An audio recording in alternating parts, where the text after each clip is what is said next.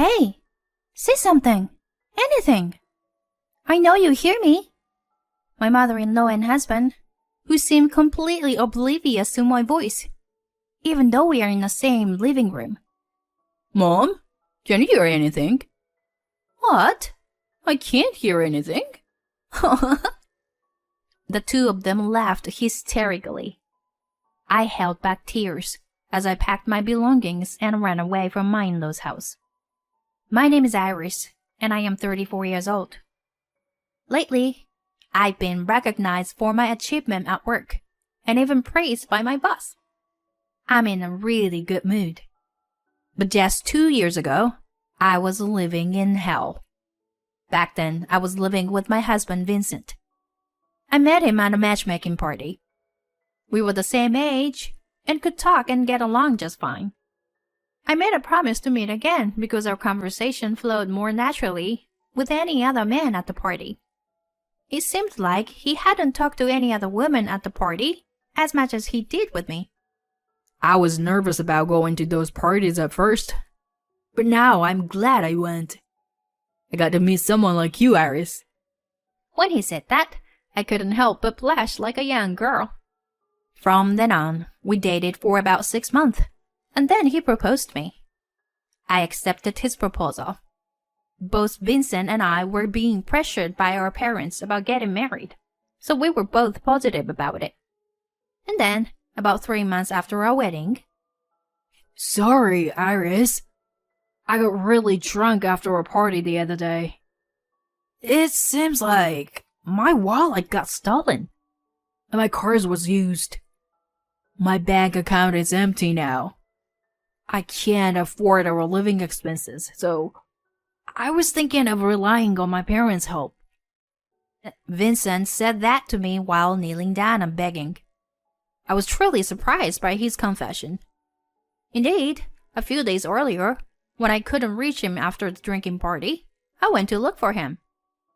I found him sitting and sleeping in a corner of a nearby alley. He must have had his wallet stolen before I found him. Suddenly? Living with your parents? How about I contribute more to our living expenses for a while? When I suggested that, Vincent shook his head.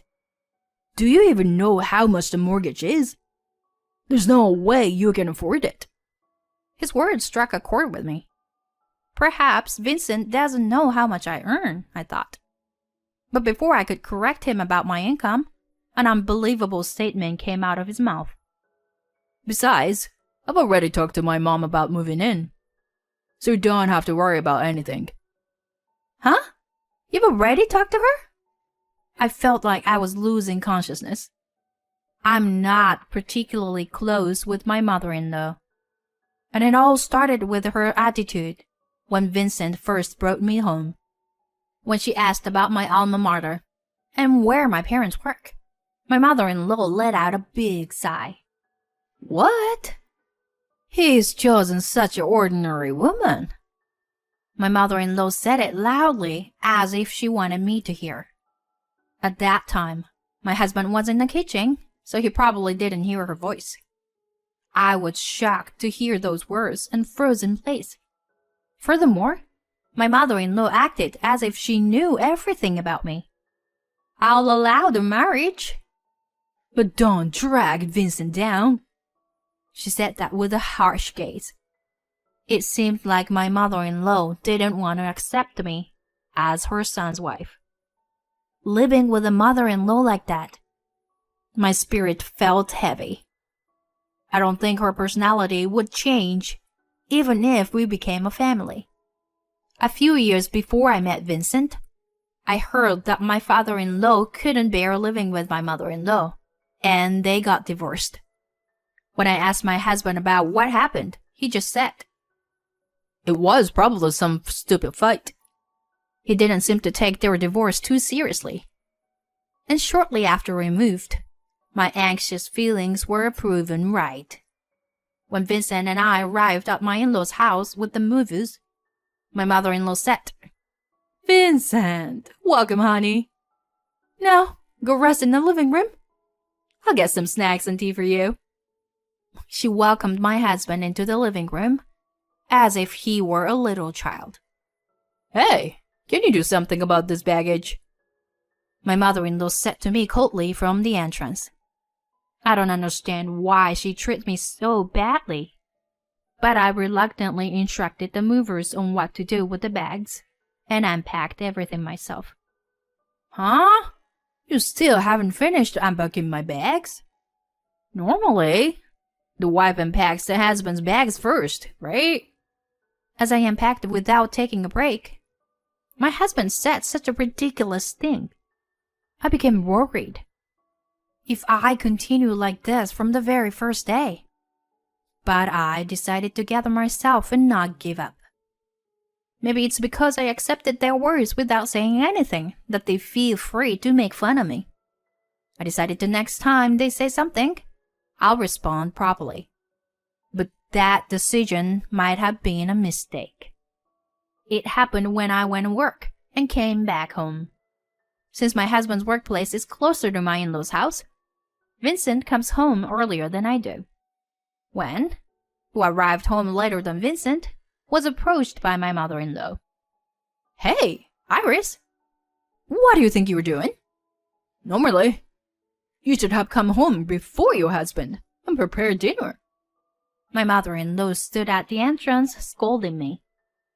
Am I not even allowed to take off my shoes and enter the house? I thought myself that I had to say something to my mother-in-law this time. I work as a full-time employee, just like Vincent. Besides, my workplace is farther from his. So it's only natural that Vincent comes home earlier than me, even if it's the regular working hours. I try to calmly explain this to my mother-in-law, not letting my emotions get the best of me. Upon hearing my words, she turned red and went to the living room. I sighed and took off my shoes before entering the house. That's when it all started. Vincent and my mother-in-law began ignoring me. Initially to the extent that it seemed like they couldn't hear my voice. But when I spoke a bit louder, both of them reacted, and we could have important conversations. However, as this continued for more than a few months, even I, with my patience, realized that something was off. Could it be that they were purposely avoiding me? I asked Vincent about it when we were alone, and he gave me an exasperated look and responded, That can't be true, right? You're just being paranoid. However, after that, the blatant disregard from my husband and mother-in-law became even more apparent. Vincent, I want to talk about our finances this month. Even when I try to initiate a conversation, my husband would ignore me. Thinking that maybe he didn't hear me, I raised my voice, but he just stood up and went to his room. My mother-in-law did the same, not even attempting to look in my direction. When I called out multiple times, she raised the volume of the TV, drowning out my voice. The TV was so loud that I covered my ears and left the room. I couldn't understand the reason behind all of this. And these days I felt increasingly down. Nonetheless, I continued to do household chores like laundry, cleaning, and cooking. I believed that if I remained silent, they would eventually start talking to me properly. But 1 year had passed since Vincent and I moved into my in-laws' house. At that time, I met someone through work who made me question things about Vincent. I wanted to ask my husband about it, but as usual, he didn't respond to me. Hey, can you say something? Anything? You can hear my voice, right? We're all in the same living room. There's no way they can't hear me. Hey, Mom, can you hear anything? What? I can't hear anything. They both laughed and didn't even look at me. That's when I realized. They just want to hurt me. They're no longer my family. With that thought, I packed my belongings and left my in-laws' house. Shortly after, I filed for divorce. A few months later, I found out that Vincent had completed the necessary procedures, and I returned to being single. I decided to change jobs as well, because I didn't want Vincent to know about my new workplace. After settling into my new life, I moved out of my parents' house and started living on my own. And it was during this time, at my new job, that I had a fateful encounter. I met a man named Mike for the first time at a coffee shop near the office. It all started when I picked up the loose change that fell out of his wallet. Oh, I'm sorry. Thank you very much. Saying that, he treated me the coffee I was buying. At that time, since we hadn't exchanged names or anything, I thought we wouldn't meet again. However, we happened to run into each other at work on another day. Mike and I had several such coincidental encounters, and about 6 months after we first met, we officially started dating. Since I had some time after meeting Mike, I felt comfortable starting a relationship with them. He also trusted me. After a few years of dating, we decided to live together with the intention of getting married. And after a while, we officially registered our marriage. By the time, I had completely forgotten about my ex-husband. However, suddenly, I received a message from Vincent. Since we hadn't been in contact, I had forgotten to block him. The abrupt email contained the following message. Mom passed away. Come to the funeral. Why would I, the ex-wife, who divorced many years ago, have to attend my ex-mother-in-law's funeral? I told my current husband Mike about this. Would you at least go to the wake? After all, she was someone you were involved with in your life, and I'll go, as your husband. That's what Mike said. But honestly, I didn't want anything to do with them ever again. However, I didn't want to be seen as someone who ignores other people, similar to how they ignored me by not attending my ex-mother-in-law's funeral. Besides, I had Mike by my side.